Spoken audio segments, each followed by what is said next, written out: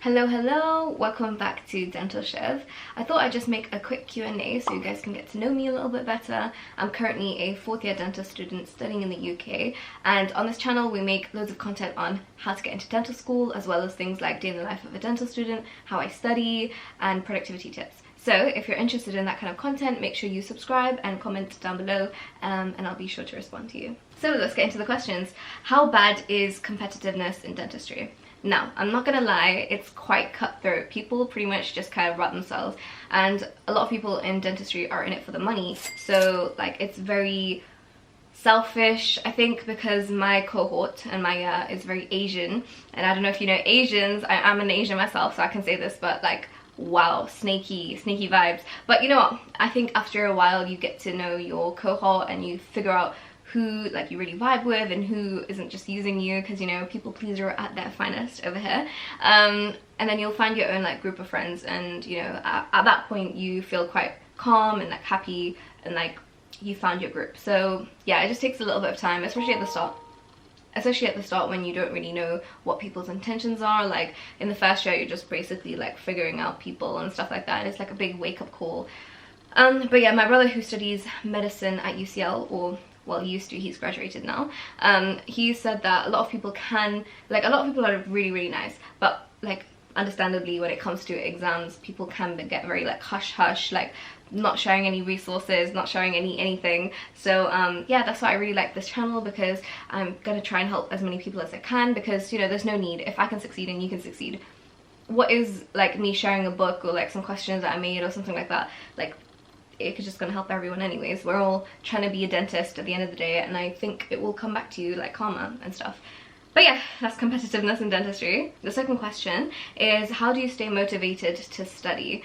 Now this is a hard one. I mean, I guess the fact that it took so much to get into dentistry. Like, I remember doing the UCAT and, you know, the personal statement and interviews and doing your A-levels and stuff. So I think that it's very easy to like think about how hard it was to get into dentistry and think about failing, because you know, every year a few people do fail, and it's a very hard course, so I don't blame them. Like, they're trying their best. So yeah, I think also like the environment that you set yourself in. I remember last year, me and another few girls, we just used to like go in the library all the time, and we'd always see each other there. We'd always like make it like a plan to go there together and stuff. So that's like really motivating. Plus like coffee.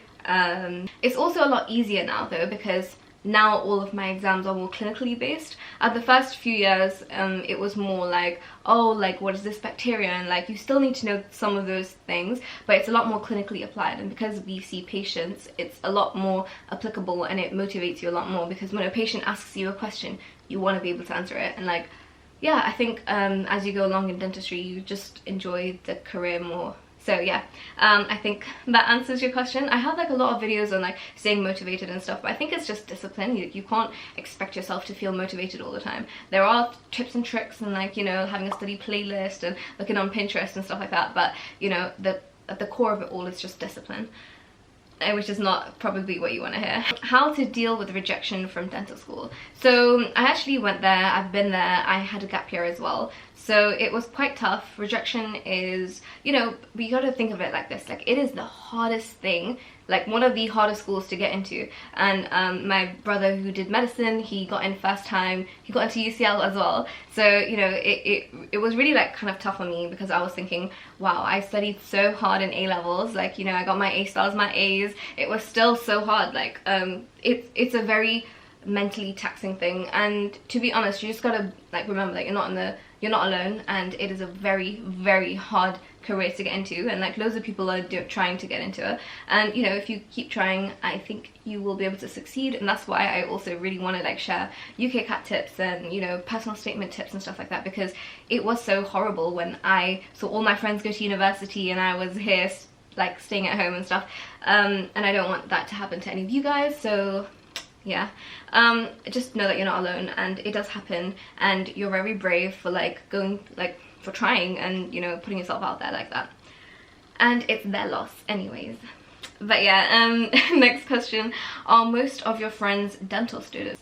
So I think when you go into your first year of university, you're usually put into halls, and in halls I feel like they try and put medicine and dentistry students, or all dental students together in like the same kind of halls, with some other like career people who are studying other things as well. So I got introduced to quite a lot of like people in architecture, people in biomed, people like doing medicine, and I lived with all medics in my second year as well. So I think it's very important to, one, be friends with dental students because you're more in tune with, oh, did you miss that lecture or something like that, but also like you have the same mindset, like your exams are at the same time, you know that you need to go start studying at like, you know, a few months before at least and stuff like that, and it kind of pushes you to talk about, you know, when you come back from clinic, talk about this thing that happened and that thing. But I also think it's really important to have other friends, you know, diversify a bit, because you're seeing your dental friends day in, day out, and it can get a bit much, especially when your house is just full of dental students and all you're thinking about is teeth. So I think it's really important to try and diversify, open up your sphere, like your little bubble, and stuff like that. So the next question is, how did you know for sure that dentistry is what you wanted to do? Now honestly, my best advice for you here is to do loads of work experience. Like, you'll figure out what you do like and what you don't like. I did a lot in like business stuff because I thought that's what I wanted to get into. There are loads of pros and cons to dentistry. I should probably make a video of this, but like what really appealed to me is like, obviously you're making a difference to people. Like, you notice, like, have you seen that meme with the smile and stuff like that? You notice like people's teeth and stuff like that, and it does make a big difference. Two, I thought like I could see like a good future for, like, you know, I have some goals, like, you know, I want to be able to provide for my kids and stuff like that, and obviously financial stability is a big part of that. Also job security, as much as it can be. We've obviously seen with coronavirus and stuff like that, but you know, you are guaranteed a job straight out of getting a degree and stuff like that. I think it's a very good career. There are a lot of like specialities that you can go down. You can go do so many things with your dental degree, and yeah, it's just like talking to loads of people and doing loads of work experience, I think. So the next question is, did you struggle with imposter syndrome when you got to dental school? Now, yes and no. Like, in first year I was very, very naive, and probably still am, but a lot of people pretend to be a lot smarter than they are. Maybe they just researched that topic and, you know, they'll be like, oh, you don't know that. Or a lot of people pretend to be studying all the time, and, you know, you're trying to balance social life. I obviously very value family a lot, so I go see my family a lot, and you're trying to balance education and everything all together, and being on your own for the first time, all of that, and it's quite tough, and you know, you're never going to be on top of your work all the time, and you know, university workload is so much more than A-level workload. So I mean, you just got to know that, you know, everyone's chugging along. It's a very hard career, and as long as you're doing your best and doing smart study tactics and stuff, that really saved me though, because if I wasn't studying smart, I would have collapsed, like, honestly, because the amount that you have to study, like, it's not like a lot, but you can't juggle everything all at once. So yeah, it just kept me sane, gave me time, all of that stuff. And on that same vein, the next question is, how do you revise for exams? So I have a whole video coming up on that soon. I also am going to post a summer goals video explaining how I'm going to revise over summer, because I do want to like do a little bit every day just to keep on top of my workload, and so I don't forget all the things that I just learned from my last exam, even though it was like maybe like 4 months ago now. But yeah, it's just doing very smart revision, figuring out what you need to revise from all the clinical stuff, the non-clinical stuff, and like prioritizing things, doing active recall, spaced repetition, but in my own way. I have like a spreadsheet, I have like the ways that I put everything in Notion. I'm also going to do a Notion tour, so don't worry, that's coming. There's a lot of ways I think that you should revise for exams in a smart way. You shouldn't be like, you shouldn't basically be wasting your time, and that's basically what I've like figured out over these last 4 years. It took 4 years, so yeah, I'll make a video on that. It'll be coming soon, but yeah, so just keep an eye out for that, and I'll explain in more detail, because I just don't think there's enough time. Oh, on that same note, how do you balance studying, social life, and working out? You know, there's this quote by Greg McKeown that I always think about, is that you can do anything, but you can't do everything. And so I really think it's about figuring out what your priorities are. I think the first few years of university, I really cared about, you know, doing the best in education. Okay, no, I didn't. For certain exams, I really cared about doing the best, and like, you know, I got like in top 10s and stuff like that. But I've just realized that that's not my priority, and now I'm okay with just passing, with just doing good enough, knowing my clinical stuff, like feeling like I'm on top of it. I feel like clinically I'm on top of it, like I'm on top of my game, because you only have like a certain amount of time in clinics, and like, am I gonna be a dickhead and waste my I shouldn't swear, am I gonna be a not smart person and waste all my clinical time. I'm trying to get the most out of my patients. I'm like trying to think about obviously what their needs are and stuff like that, but I am also trying to think about my minimum targets. I'm trying to think about my exit case, all of these things that really do matter. So yeah, balance is a myth. It doesn't exist,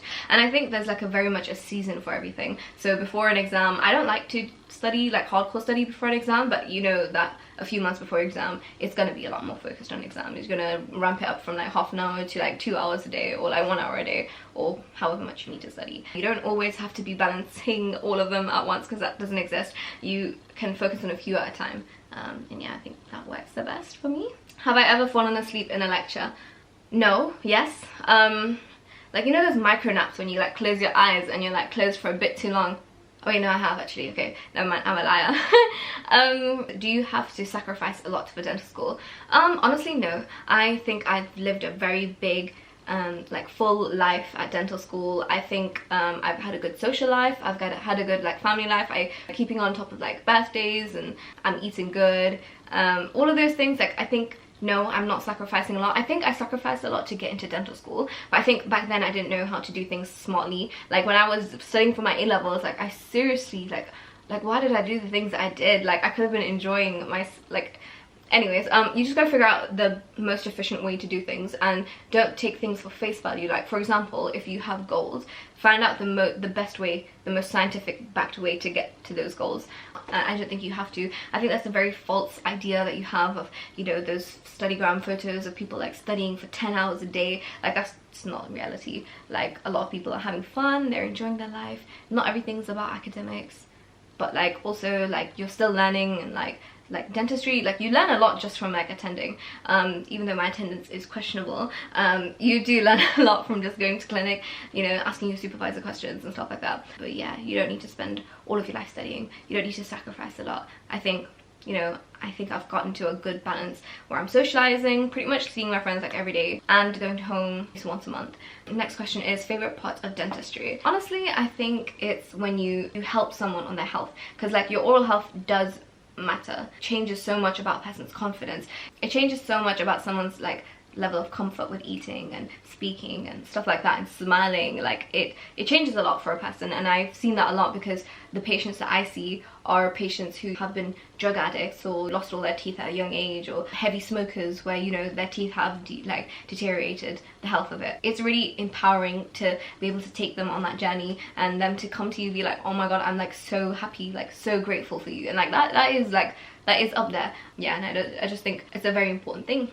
A lot of people are thinking like, oh, it's just teeth, but like it's a lot more than that. But there's also the financial stability, the job security. Like there's a lot that goes on, like, and like the fact that like my dad can be secure in knowing that I will always have a job, or like I'm doing okay for myself kind of thing. Yeah.